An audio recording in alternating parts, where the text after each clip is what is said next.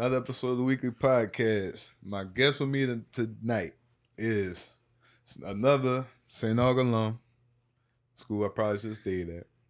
He went to college at Texas, played ball. Now he's assistant coach at UNO, Mr. Javan Felix.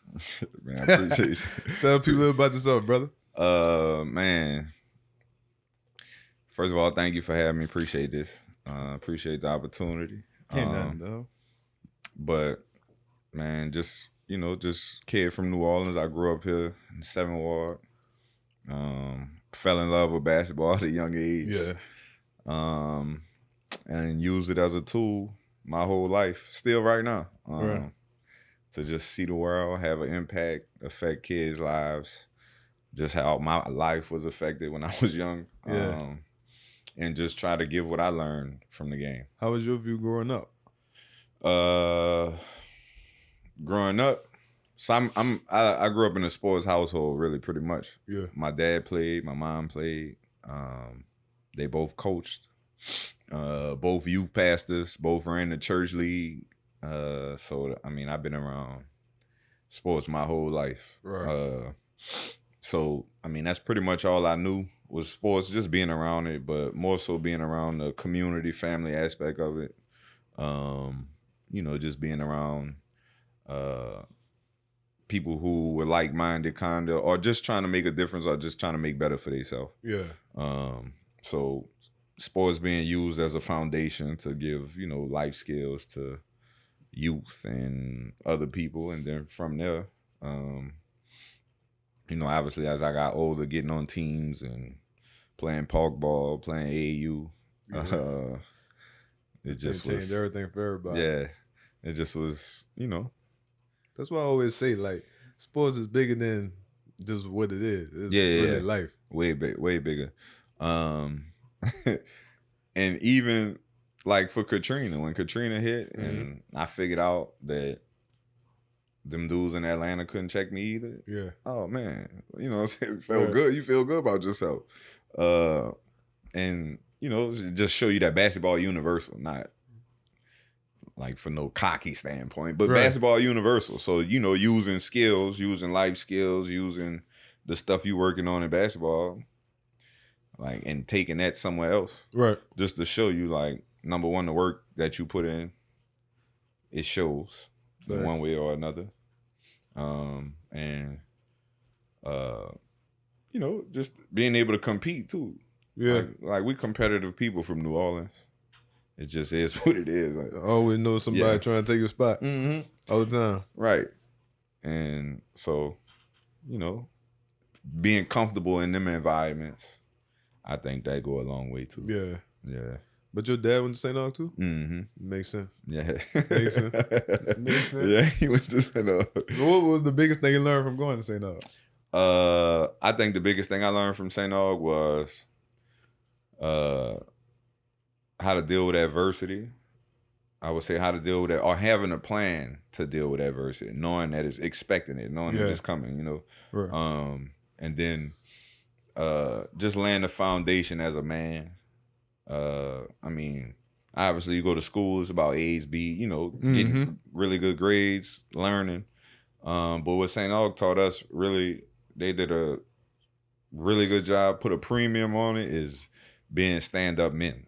Yeah. So that was a good amount of, what we learned at St. Aug coming up. And, not to say that the academics wasn't a premium as well, but that's like a prerequisite. Like, that's part of, like, that was taught to us as like part of being a stand-up man. You're going to take care of your business. Mm-hmm.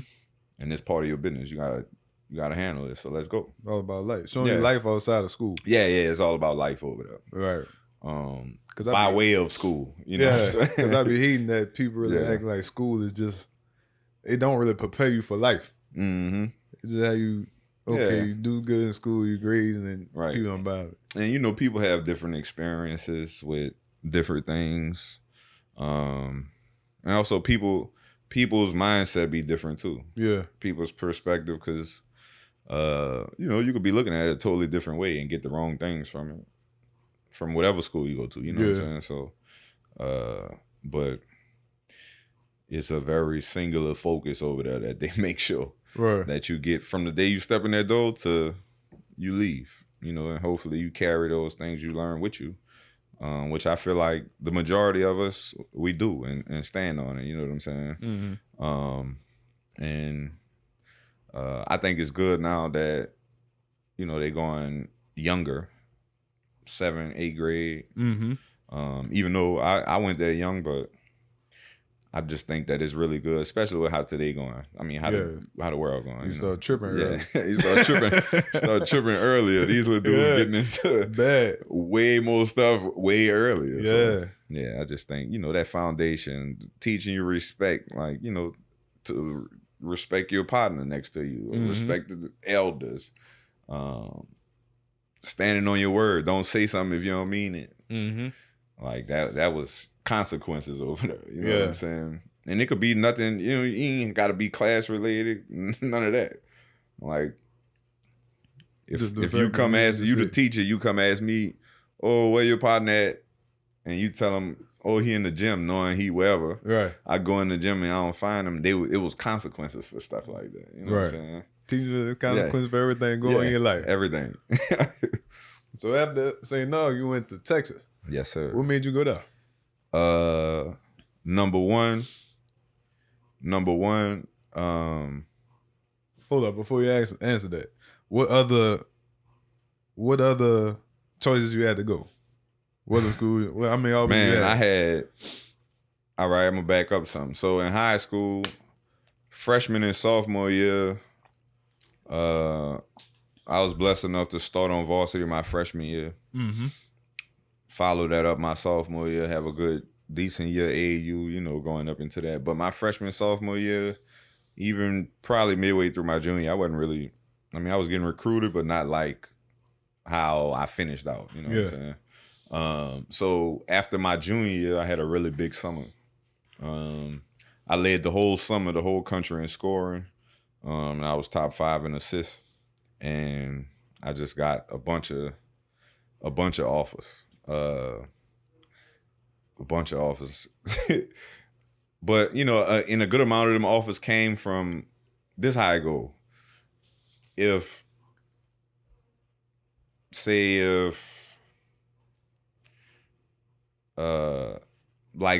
Tulane offer you, you know, we in New Orleans, so use Tulane as an example. If Tulane offer you, the other schools in the American will see that and be like, oh, damn, they trying to get the ups on us, or he good. We didn't know if we really wanted him, but Tulane wanted him, we don't want them to have him. Right. Boom, they'll call, hey, we offer you a scholarship, like you. So they'll play them kind of games, you know what I'm saying? So that's how the numbers get up there, per se. Now, I earned all of them, but that's how I get up there. So I had over 70 offers. Right. I marked it down places where I knew I wasn't even going to try and take a visit to, a place where I knew I wasn't even thinking about. One that come off the top of my head that this is nothing against them at all. I just I ain't know nothing about Clemson. Yeah. I ain't even know where it was at when I was in high school. Right. So I'm like, you know what I'm saying? I was like, I know I ain't gonna even want to go see what that's about. Just because I ain't know nothing about I never even, like, come on. So you know Clemson, you know what I'm saying? Never knew it was in North Carolina around Duke. You know, I had no idea where it was at. Right. No idea, bro. I just know that's a football school.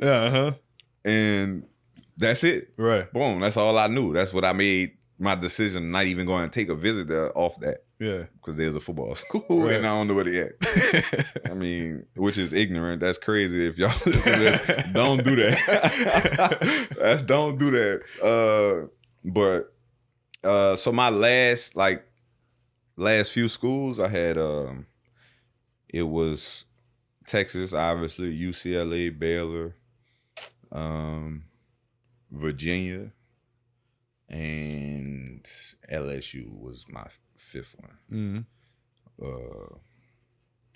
And I ain't never have no plans on staying close to home either. Yeah, so. you're trying Yeah. to I mean, I was just trying to see the world, bro. Yeah. Like, we from New Orleans. Right. You know what I'm saying? When we growing up, we don't go nowhere. And then I didn't want to go to LSU and see all the people I see in the city. Right. That's all you was gonna do. Right. That's all you was gonna see. You know, but yeah, so I decided on Texas because number one, DJ went there. I had an example. I grew up going to DJ games, DJ Augustine. Yeah. End up going there because of him. Watching his games here in New Orleans. Right before Katrina. Definitely a New Orleans legend. Right before Katrina. They had the Final Four down here in 2003. Texas made the Final Four, TJ4 team. I snuck in there. Dude in my neighborhood was working the dope. He charged us $20 cash to get in there. Oh, that's in the bad. Superdome in 2003, bro. Like, you know, so yeah, I went and TJ4 just caught my eye. Yeah. I ain't really know nothing about him. I was young. Right. I ain't know nothing about him, but he was the smallest one on the floor. I just could remember because, you know, the Final Fours are in stadiums. Yeah. So me being so far away from him, we was sitting in like the middle section. And I was like, dang, like he looks tiny out there. Yeah. And ever since then, I just started following him, following Texas. And then DJ went there and did amazing. So it was always a goal watching him play. It was always a goal of mine to go there. I had a chance to go to an elite camp. This is back when they used to have elite camps. So like before AAU and all that? Well, they had AAU. It was like during the summer right when AAU finished. Yeah. Every college would have like elite camps. Basically, like they would pick the elite players in the country at the high school grades. Yeah.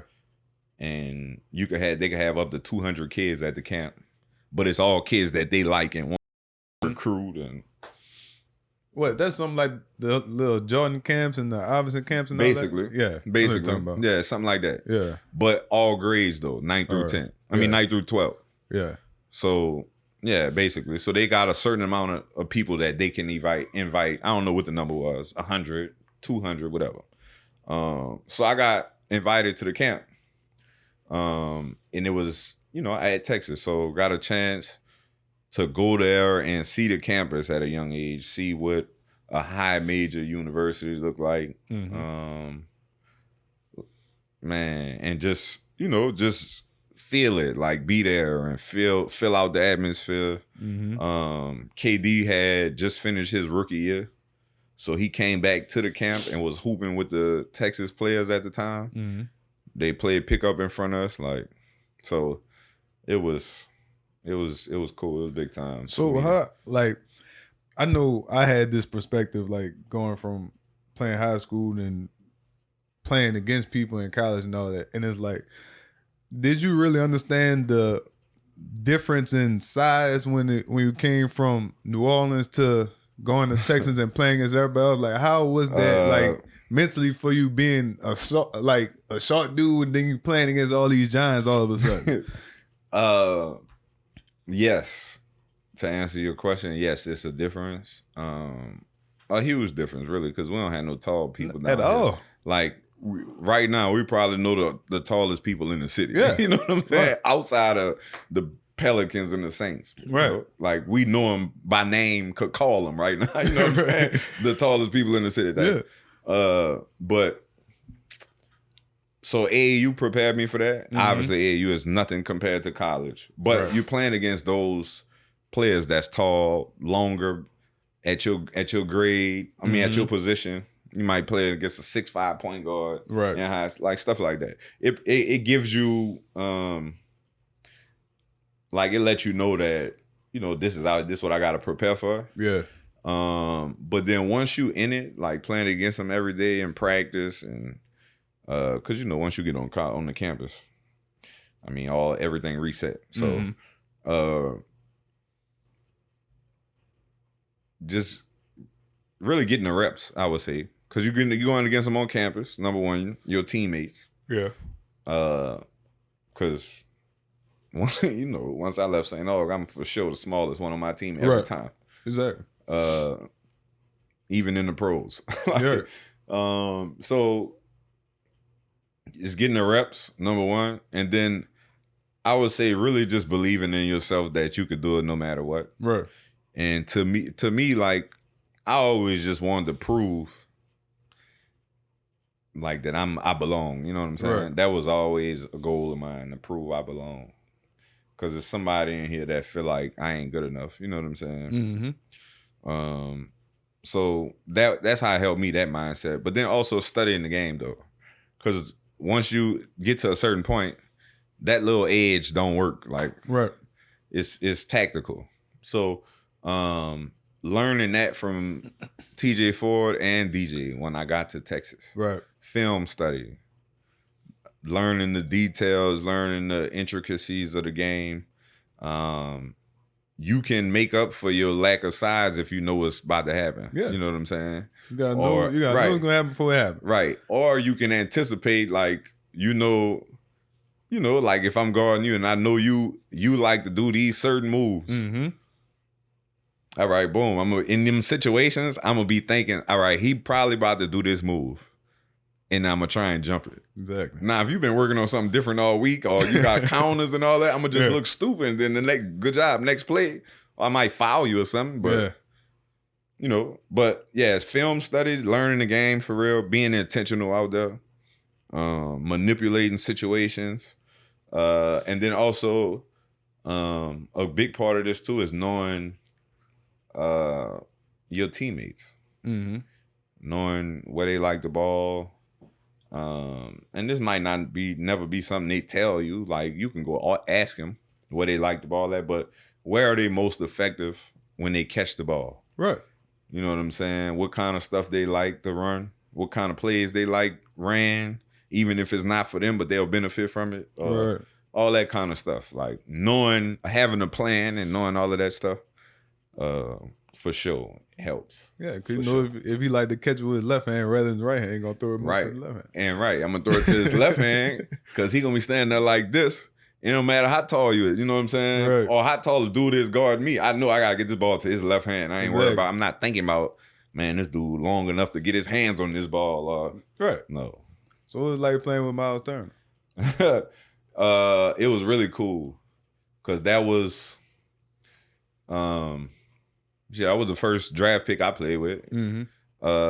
And first, like, we know he getting like he came to school. He came to school, and we knew when he got there, he about to leave. We only gonna know it. We only gonna be having for a few months, right? Not even a whole year, right? We know, so there's nothing we can do to mess it up. Nothing we can do to. I mean, we can help a little bit, but that boy is getting drafted. You know what I'm saying? So that was amazing to see. Just number one, how he dealt with that though. Mm-hmm. You know what I'm saying? Because he was from Dallas. So coming down to Austin, the whole state and the people in Austin already know who he is anyway. Right. So that, seeing how he dealt with that, how he was humble through the whole thing, seeing how just the attention he would get that was kind of unwarranted. Like he couldn't do regular stuff sometimes. As a 17, 18-year-old, you know what I'm saying? Him dealing with that well. Having no hiccups with that. That was really cool to see. On the court, he made life easy. He made life easy. When we know, when you get in them tough times, you get somebody making a run. We gotta go get Miles a touch. Go get Miles the ball. Mm-hmm. But he knew his game, and he was elite at it. Right. He was gonna make shots, open shots. He ain't really about to really like ISO you too much, but he gonna take advantage of your mishaps. He gonna play hard. He gonna rebound, and he gonna block shots. Right. Just do he gonna block shots. Yeah. He's 7 feet legit. Right. Legit, and he can really shoot a pick and pop 3. In college, they don't really use him to pick and pop no more. No more, but which he can do it. They should. I think they should. That's how NBA do though. Bro, they should, bro. But yeah, he was really good. He was really good to play with, cause he was smart too. Mm. He was smart. He knew his game. He knew where he liked the ball at, and he knew what he needed to do for our team. Right. So it's all about role. Yeah, it's all about your role. And that's why I be telling people about Mitch, because they be like, "Man, Mitch ain't that good." I'm like, "Bro, Mitch is great. He plays a role, bro. And people don't understand that. Like, he's playing a role. That's it. Mitch, and he's really good at his role. Right. Really good, bro. It's a reason why they still got him playing that role. Right. They don't want nobody else to come play that role, bro. Because he's great at that role. Block shot, rebound. He's great at that, bro. But that doesn't mean that's all you can do. That's what I'm saying. I'm like, bro, this dude shoot threes, everything. Like, you can bring the ball to the court. Like, he does everything. But, you know, that story for another day. That's how that league. That's how that league shit work. That's his role. That's what's gonna get him paid. Exactly. Yeah. That's what you're supposed to do. Right. Do your role to perfection. Right. Get your check. And people hired you to do something. Come do it. You can be good at it. Do it. Exactly. So, who's the best player you ever played against? The best player I ever played against. I'm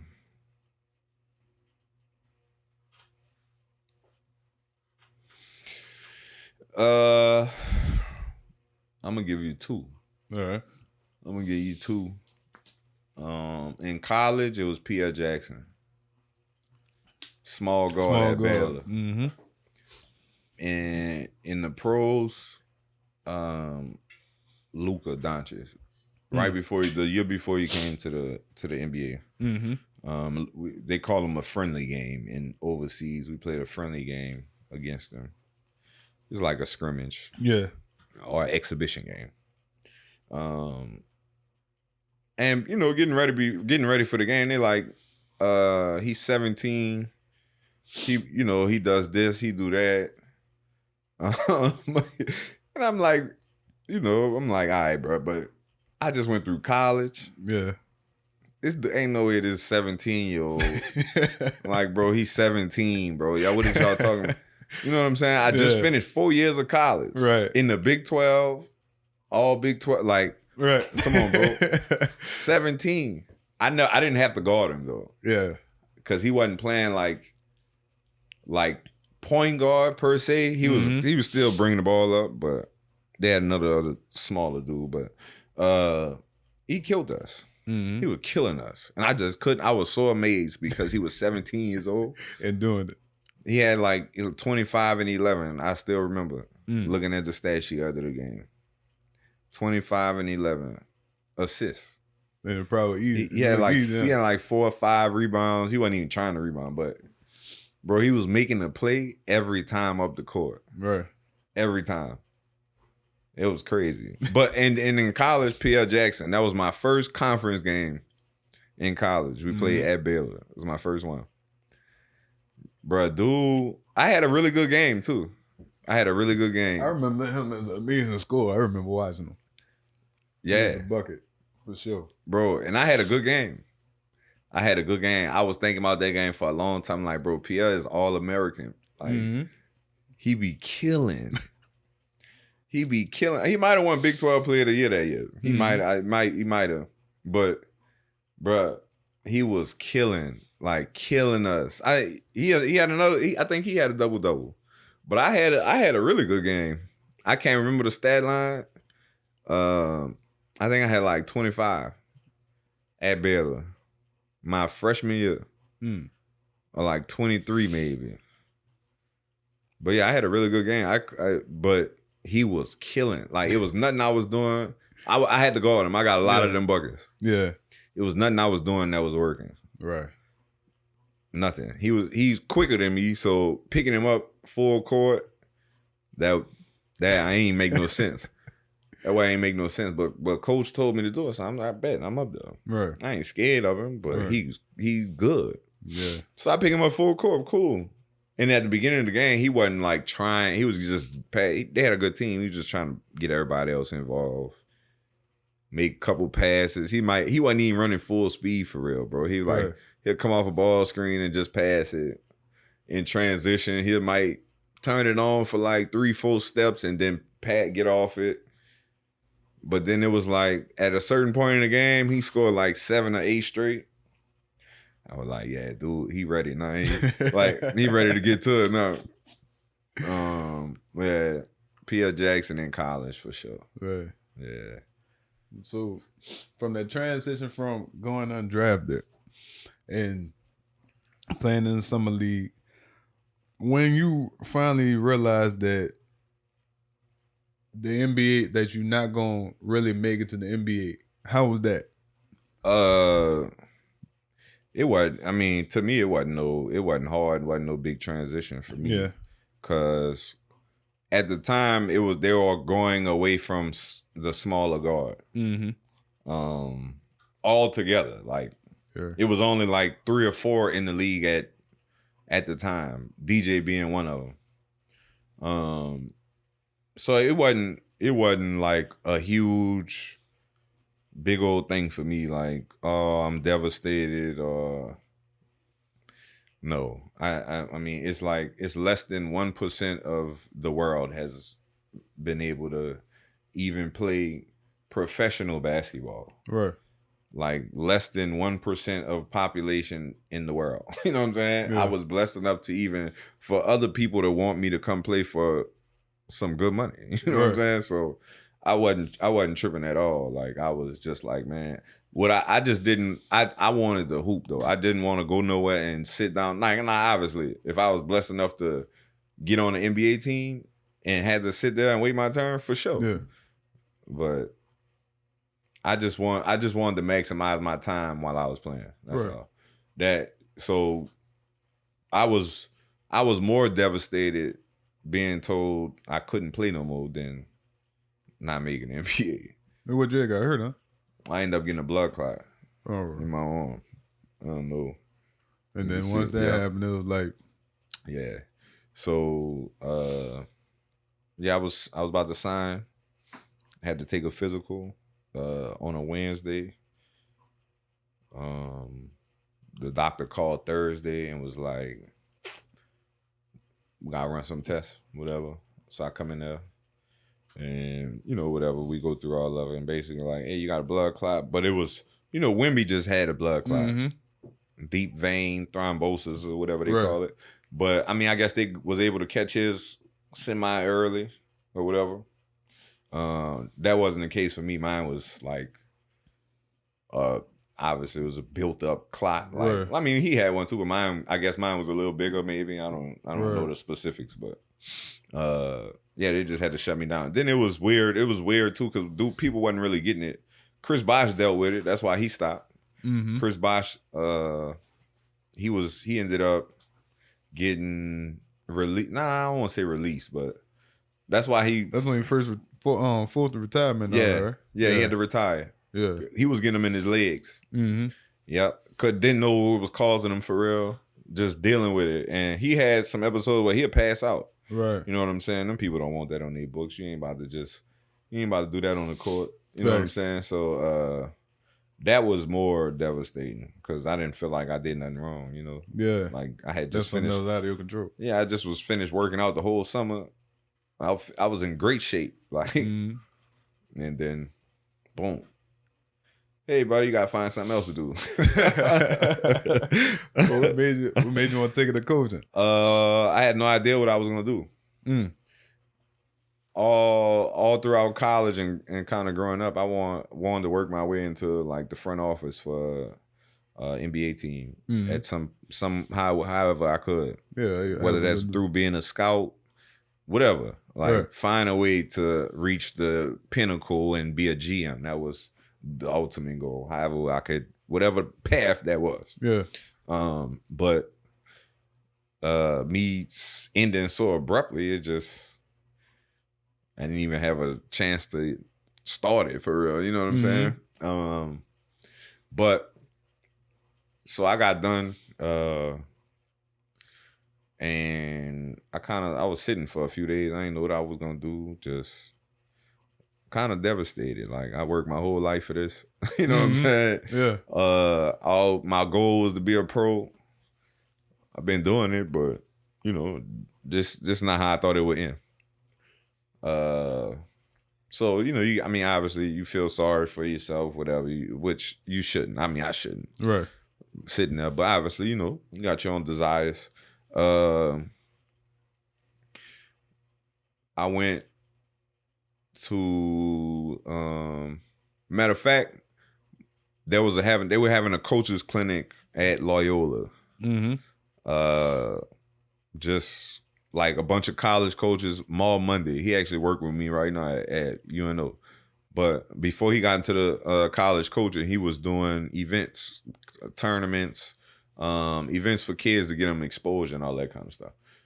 So he threw a coaches clinic for the high school coaches and college coaches in the state, to come and learn. Mm-hmm. So they had a bunch of different coaches there. Jerome Tang was there. Bunch of different people from all around the country, Kansas State, Houston, like premier programs. You know what I'm saying? Everybody. So he called me. I think it started on a Wednesday or Thursday. I don't know, but he called me and was like, "Hey, I need help getting some guys together who can come be demonstrators for the coaches at the camp." And, they're going to come up here and talk for a certain amount of time and put the demonstrators through drills so they can show these coaches, this is what we do. We work on whatever, you know what I'm saying? Yeah. Just to kind of give them game. So, man, see if you can get like 3 or 4 dudes. I already got like 6.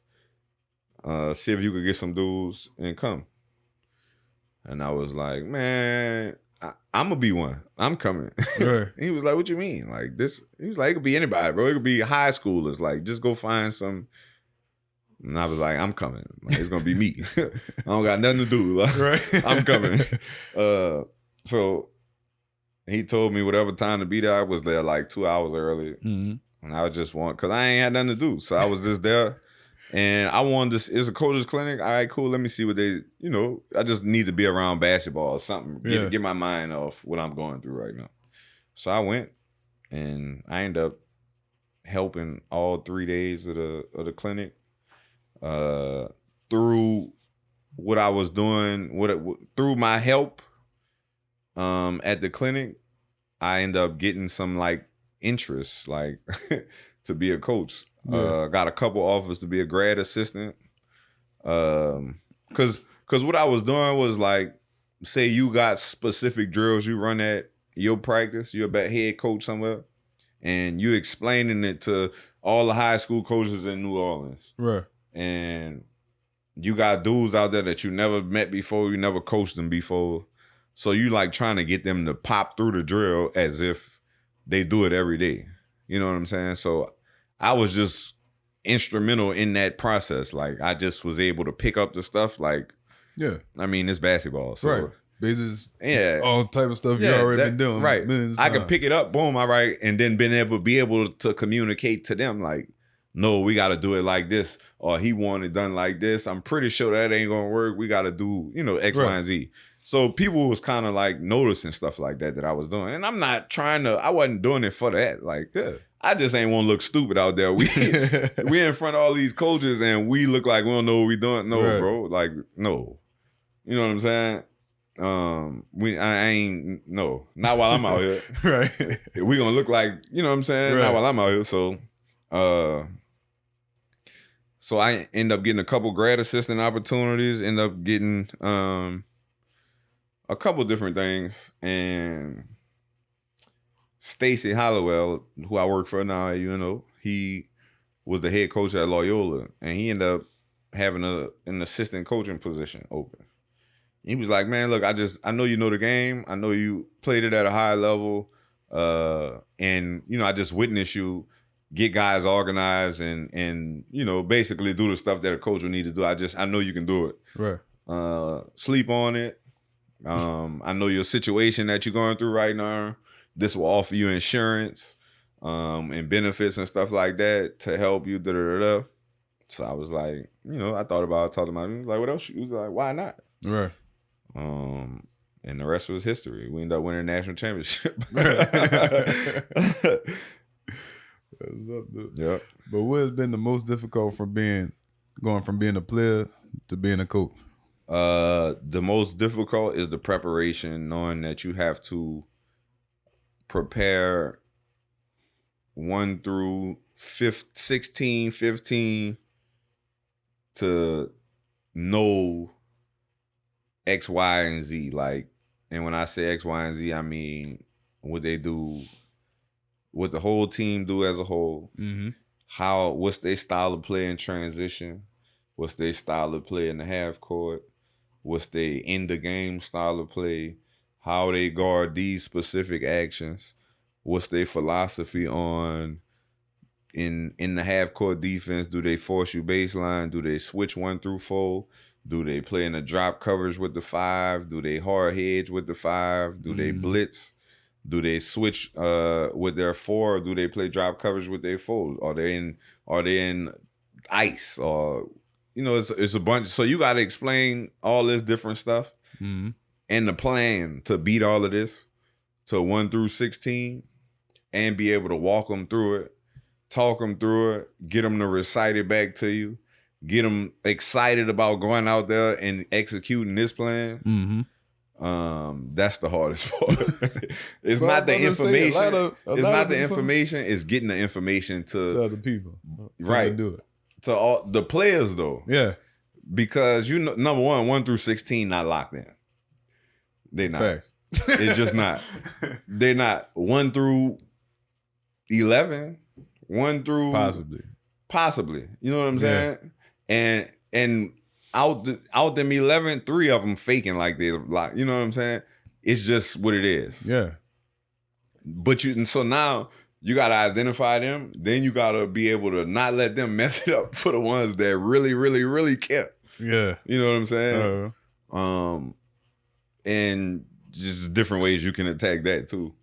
Now I will say this. Now if you 1 through 16, if everybody locked in, that's you got a great team. Right. Great team. Right. Ain't too many of them every year. Especially now. That's what I'm saying. So, and that's part of the reason why dudes are schools and assistant coaches, head coaches. That's part of the reason why they going older too in the recruiting process. Oh, for the program to stay together? Yeah, to stay together, but is retaining knowledge. Yeah, the understanding. Yeah.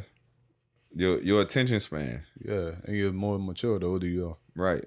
So you're not going to spend too much time playing around as a 22-year-old while we giving you information that's about to help you. You know what I'm saying? Right. As opposed to a freshman, he coming up and he might be ribbing you because he feel like your line and messed up while coach telling you, hey, you got to do X, Y, and Z. Exactly. And he might be standing next to you on the baseline. Boy, that ball would tore you up. Like, you know what I'm saying? Right. Why you trying to pay it? It's be all kind of stuff like that, man.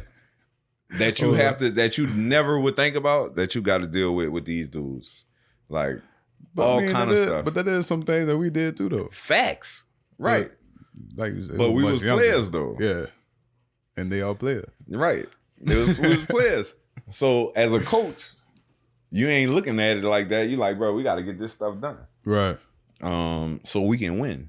Exactly. So getting them to see it like that, that's part of the hardest part. Getting them to really understand, how important these details are. Right. But then, like, I would say, the flip side of that is, as a coach, I would say you kind of get more enjoyment, or it's more fulfilling, I would say, to me at least. Because having information that the players want or need to be successful. Now, I don't have everything. I don't have all the information. I'm not the brightest. I'm not the basketball guru, Right. But having information that they need to be successful, being able to communicate that to them, and then also from there, being able to help them execute it And then when they execute it, seeing them be excited about the success that they just had, that's like a feeling you can't bottle up. You can't put into words for real. It's like that's what you're doing it for. Right, that's what you're doing it for. And you're showing like, all right, it worked. Like it's working, and like I'm kind of good at this. Like they're really understanding how to do this at a high level, like it was, go and make a regular layup. You know what I'm saying? So that's the flip side of it. That's really what I do it for. That's how I fell in love with it for real. Right. But what last thing? What you see your future going with this? You gonna keep coaching, trying to be a head coach? Yeah, I'm gonna keep coaching. I'm gonna try and my goal. I want to be a Power 5 head coach, and I want to be a NBA head coach too at some point. Yeah. That's my ultimate goal. And from there, at the back end of that, maybe I can go work in the front office if I even want to do that. Still get to that. Yeah, if I even want to do that. But I'm finding so much enjoyment and fulfillment working with the next generation, giving back to them. That I don't see me switching it up. But ultimately, I would say I want to be a head coach for sure, right? In the NBA and as a Power 5 assistant. And on the Power 5 level. Hey man, you still young. Yeah, for sure. Yeah, for sure. Happen for you, brother. Yeah. Long as I keep going, man. Long as I keep, on this path, keep the main thing always, and go from there. But that's the goal. It would be amazing for me to come back home and be the Pelicans head coach one day. Right. That's on my vision board. Man, they ain't like they don't need. One day.